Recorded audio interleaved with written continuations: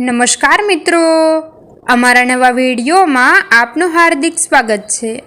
આજે આપણે વાત કરીશું ભાગેલી દીકરીએ પપ્પાને લખેલો પત્ર। પપ્પા, તમે સાચા છો, પણ હું ખોટી નથી। ડિયર પપ્પા, કેમ છો એવું નહીં કહું, કેમ કે અત્યારે તમે હોસ્પિટલના કોઈ 201 નંબરના વોર્ડમાં સૂતા છો। ઓક્સિજન માસ્ક લગાવેલો છે। તમને વેન્ટિલેટર પર જોવાની મારામાં હિંમત નથી, પણ પપ્પા, મારે તમને જોવાશે। મારે આવવું છે, પ્લીઝ મને આવવા દો। હું મરી જાઉં ત્યારે પણ આ છોકરીને મારું મોં ન બતાવતા। આ બોલવું અને નિભાવવું તમારા માટે કપરું હતું, એટલું જ મારા માટે પણ અઘરું હતું। પપ્પા, મારો વાંક શું હતો? મને ગમતા છોકરા સાથે મેં લગ્ન કર્યા એ? તમને ગુસ્સો કઈ વાતનો આવ્યો હતો? મેં મારી જાતે છોકરો પસંદ કરી લીધો એટલે? કે પછી તમને રિયલાઇઝ થઈ ગયું કે તમારી દીકરીને હવે તમારી જરૂર બિલકુલ નથી એટલે? નાનપણથી જ દરેક ઝીણી ઝીણી બાબતો પર હું તમારા પર આધાર રાખતી આવી છું। મને અંધારાથી ડર લાગતો, કોઈની બાઇક પાછળ બેસવામાં ડર લાગતો, રાત્રે ડરામણા સપના આવતા। આ બધી બાબતોમાં મને સતત તમારી જરૂર પડતી હતી। માત્ર તમે એક એવા પર્સન હતા કે જેની બાઇક પાછળ બેસીને હું સૂઈ શકતી હતી। રાત્રે તમારા હાથનું ઓશીકું બનાવીને સૂઈ શકતી। અંધારામાં તમારો અવાજ સાંભળતી તો પરસેવો ન થતો। તમે મમ્મીને હંમેશા કહેતા કે આ છોકરીને મારા વગર ક્યારેય નહીં ચાલે। મમ્મી ઘણીવાર કહેતી કે તમારી છોકરી તમારા વિના સાસરીએ કઈ રીતે રહેશે? પપ્પા, એ વખતે તમે કહેતા કે હું એવા છોકરા સાથે મિલીના લગ્ન કરાવીશ જે મિલીના બધા ડરને સંભાળી લે। પપ્પા, મારો વિશ્વાસ કરો, સુમિત એવો જ છોકરો છે।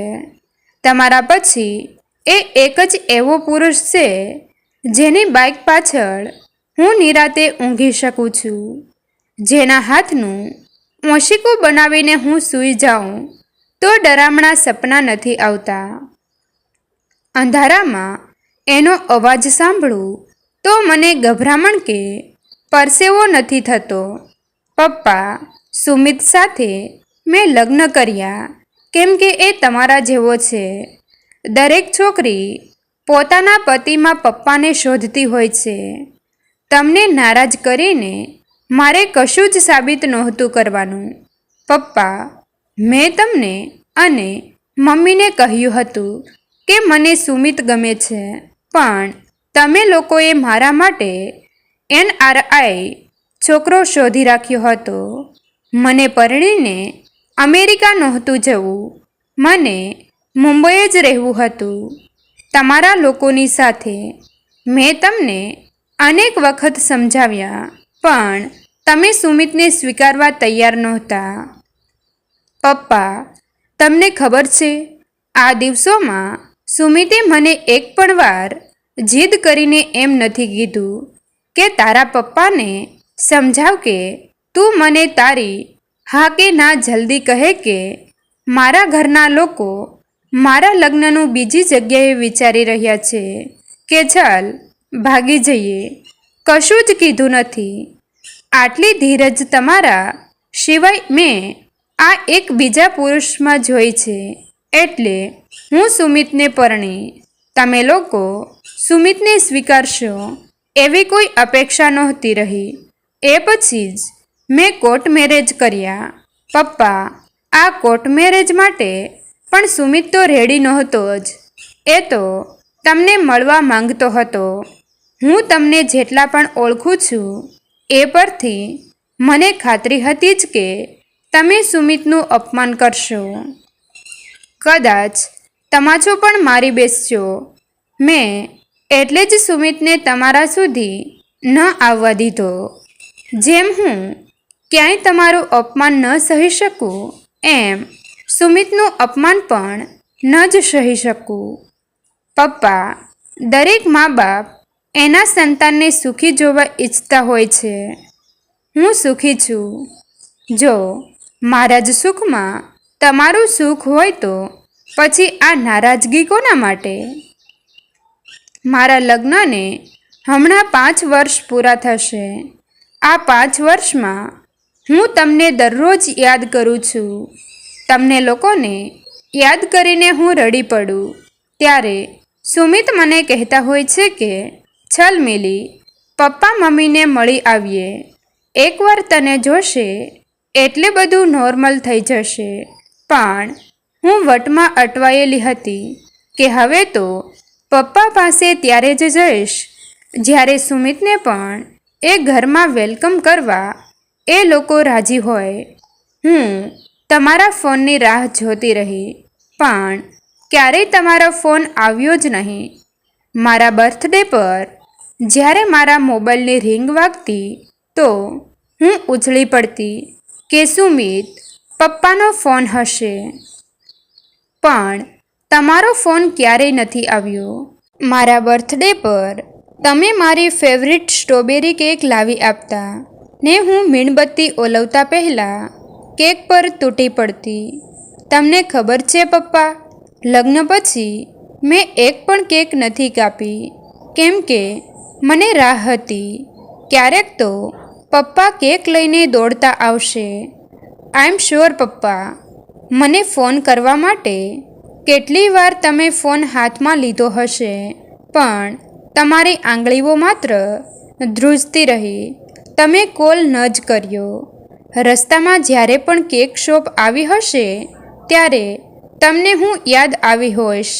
એક ક્ષણ માટે તમે બાઇક ધીમી પાડી હશે પણ તમે મારા માટે સ્ટ્રોબેરી પેસ્ટ્રી પણ ન જ લઈ શક્યા. તમને લોકોને યાદ કરીને હું ઉદાસ હોઉં ત્યારે સુમિત મને લઈને આપણા ઘરથી થોડે દૂર સાઈડમાં કાર ઊભી રાખી દે. કારના વિન્ડો ગ્લાસમાંથી આપણા ઘરને જોતી રહેતી. મમ્મી ચૂપચાપ રસોડામાં રસોઈ બનાવતી હોય અને તમે સોફા પર બેસીને ચેનલો ફેરવતા રહો સતત. એ ઘરમાં હું મારી બૂમો મિસ કરતી હતી પપ્પા. કેટલાક સંજોગો એવા વિચિત્ર હોય કે તમે સામાવાળા વ્યક્તિને વ્યક્ત કરીને કશું કહી ન શકો કે હું તમને કેટલો પ્રેમ કરું છું કે તમે મારા માટે કેટલા અગત્યના છો. એનો અર્થ એવો બિલકુલ નથી થતો કે તમે પ્રેમ નથી કરતા. પપ્પા, અમુક સંબંધોમાં એટલી બધી સ્પેસ હોય છે કે બધું કહેવું નથી પડતું. એમ છતાં પણ સામેની વ્યક્તિ બધું જ સમજી જતી હોય છે. દુનિયાનો સૌથી સુંદર સંબંધ એ જ છે જેને વ્યક્ત કરવા શબ્દો, ભેટ, સોગાદો કે સ્પર્શની જરૂર નથી પડતી. પપ્પા અને દીકરીનો સંબંધ આવો જ હોય છે. આપણા સંબંધોની આસપાસ અત્યારે ફરિયાદો, અભાવો, તકલીફો અને અપરાધ ભાવની લીલ બાજી ગઈ છે.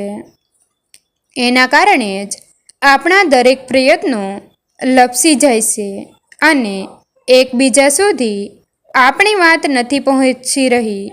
સંબંધોની હૂંફ મળશે તો લીલ સુકાશે અને તળિયે તો આપણો નક્કર રોકડો સંબંધ સળગતો દેખાશે. પપ્પા, હવે તો જીદ મૂકો. તમે સાચા જ છો અને સાચા જ રહેવાના. પણ હું ખોટી નહોતી અને અત્યારે પણ નથી જ. કદાચ આપણી વચ્ચેનો એ સમય ખોટો હતો, એ સંજોગો ખોટા હતા. હું નાની હતી ત્યારે તમે પરિથક કથામાં અને એ અંતે બધું ખાધું પીધુંને રાજ કર્યું થઈ જતું હતું. પપ્પા, આ લખતી વખતે વારંવાર ઘસી આવતા આંસુને લૂછી લૂછીને હું તમને એટલું પૂછવા માગું છું કે આપણી વચ્ચે પણ આ બધું ખાધું પીધુંને રાજ કર્યું ન થઈ શકે? મારી આંખમાં આંસુ જોઈને તમે દોડી આવતા ને તમે તમારા ઝભ્ભામાંથી વ્હાઈટ રૂમાલ કાઢી આંસુ લૂછી આપતા. મમ્મી મને ઊંચા અવાજે કશું કહેતી તો તમે મમ્મીને પણ ખીજાઈ જતા. આ 5 વર્ષ તમારા વિના બહુ રડી છું. આજે તમને આ કાગળ લખી રહી છું ત્યારે આંસુ રોકવાનું નામ નથી લેતા અને એને વ્હાઈટ રૂમાલથી લૂછનાર કોઈ નથી. તમે ગુસ્સામાં છો, પણ એક ગુસ્સાના પડ નીચે મારા માટે અખૂટ વહાલનો દરિયો ઉછાળા મારે છે. પપ્પા, એ દરિયાના 2-4 ટીપા માટે હું તરસી રહી છું.